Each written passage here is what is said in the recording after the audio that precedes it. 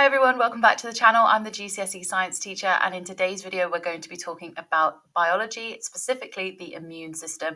Today's video is going to focus heavily on non-specific lines of defense, ways in which our body actually protects and prevents pathogens from entering our body in the first place. And these are non-specific, like I say, so they're all different ways our body protects against any type of pathogen, whether it's a virus or a fungi or a bacteria or a protist. These are methods our body have adapted and evolved to prevent pathogens like those from getting in and destroying different tissues in our body. However, in the next video, I will cover the specific lines of defense, how certain types of white blood cells, like lymphocytes, specifically respond to certain and specific types of pathogens. So thank you so much for your support already. If you subscribed, I really appreciate it. If you fancy subscribing, also feel free to do that. It'll be great to have you as part of our community. So let's get started. Like I said, non-specific lines of defense, they do contain different parts of the body, but however, don't make the mistake. Lots of students don't realize that actually phagocytes, which are a type of white blood cell, they also are acting as a non-specific line of defense. And we're going to cover that in today's lesson. So let's start off with the skin. The skin is a physical barrier. We are pretty much covered in our skin, except for a few areas like our eyes, and we'll talk about those places such as our eyes in a moment. However, the skin, like I said, it acts as a physical barrier, physically preventing pathogens from actually entering our body in the first place. However, if in the rare event we accidentally graze ourselves and we have a cut or a wound, our body is really smart and adapts to prevent the wound from staying open for long. It actually starts to form platelets, and actually those platelets that are in our blood, they form those scabs to seal over the open area in the wound. Something else our skin is amazing at is actually producing oils and acidic substances. We call this sebum. It's a type of oily residue that our skin naturally produces to keep our skin healthy. In fact, a lot of people, even myself back in the day, I used to have a lot of oily skin. It used to cause breakouts. That is because of the sebum in our skin. So it's actually a good thing, but too much of it can actually cause breakouts as well. However, why is this related to the immune system? Well, the oils and the acidic pH on our skin actually can prevent pathogens from entering, because those bacteria, those viruses, they don't really like to be in those conditions, and they can't really develop, especially bacteria. They don't like to be in a specific pH which is more acidic. Also, our body, our skin is covered in something called microflora, which actually is really good at preventing pathogens from entering. The microflora essentially is all the friendly bacteria that are found naturally living and coexisting with us and are found on the surface of our skin. We also have a microbiome, which is found in the digestive system. All of us have our own unique set of bacteria that live there and actually can help prevent diseases and also help us to function. And some studies, I'll link some for you below. Some studies are even saying that these different variety of microbacteria, they actually can link to how our brain works. So I'll leave some very interesting articles in the description box for you if you're interested.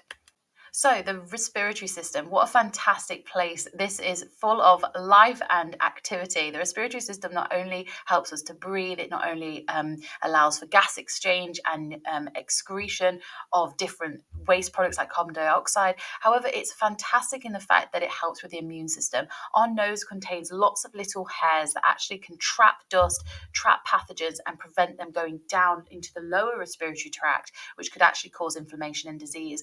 We also have mucus, snot, things like that can actually trap pathogens as well. It's like a sticky substance, and that can help to prevent pathogens from moving further into our respiratory tract and therefore causing inflammation. We also have something called ciliated cells. These are cells in the trachea that actually have very thin hair-like projections that actually can waft any of the mucus, any of the pathogens that happen to have traveled down into the respiratory tract, and actually waft them up and out. And we actually can cough these. We can cough this out, but we can also swallow it as well, which I'll get onto where the mucus goes once we swallow it. But also, where does the mucus come from? Well, we have something called a goblet cell. These are specific cells that are designed in our respiratory system to produce mucus. So these ciliated cells, the goblet cells, they work together to trap the different pathogens and actually to eliminate them from the respiratory tract too. Pretty cool. And then if we do happen to swallow the mucus, which sounds quite gross to be honest, we sometimes blow it out of our nose, or we can cough it out. However, sometimes we do swallow the mucus as well. Well, don't worry, because it actually goes into our stomach, down our esophagus, and it ends up there. And this is where a chemical barrier is found in our stomach, because we have lots of hydrochloric acid, a very low pH acid, and that can destroy and kill those pathogens as well, which is also pretty helpful. So at the start of this video, I spoke about lots of different types of white blood cells that are found within our immune system. However, we only really need to know about 2 different types of white blood cells at GCSE. The first one being a phagocyte and the second one being a lymphocyte. Now, I'm going to focus on lymphocytes in a new video, which I'll do in the next few days.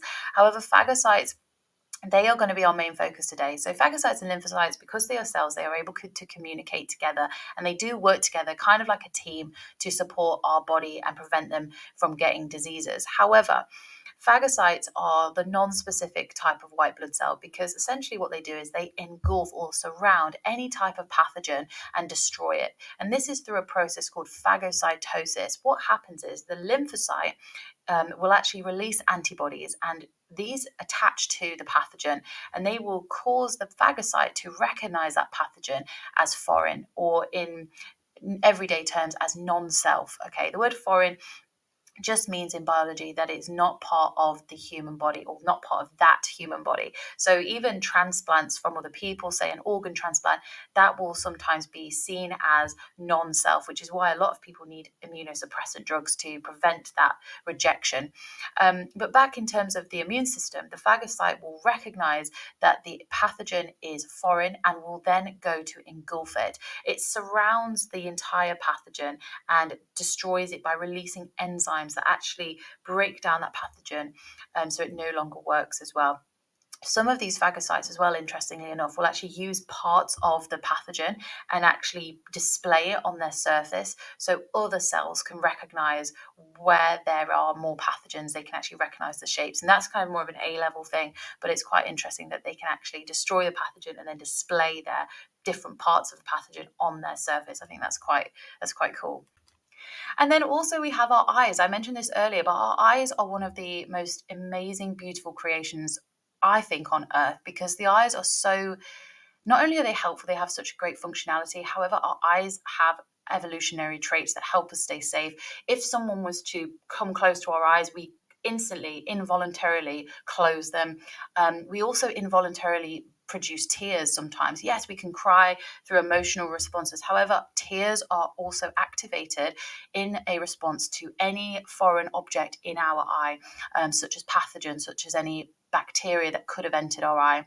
Also, our eyes actually contain, like I say, tears that come from the tear duct, but we also have enzymes that are there which can help break down any unwanted microorganism as well. Thank you so much for your time today. I've been the GCSE science teacher, and you have been curious. If you did enjoy the video, feel free to give it a like, and thank you if you've already subscribed. Please do. Apparently there are 70% of you who watch my videos who have not yet subscribed, so please feel free to subscribe. It's absolutely free. I'd love to have you here as part of my community.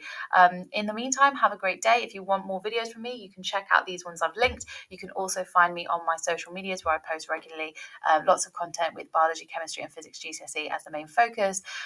Also, those bits and pieces I mentioned in the video, I will leave those in the description box below for you. Thank you so much, and I'll catch you in the next one. Take care. Bye.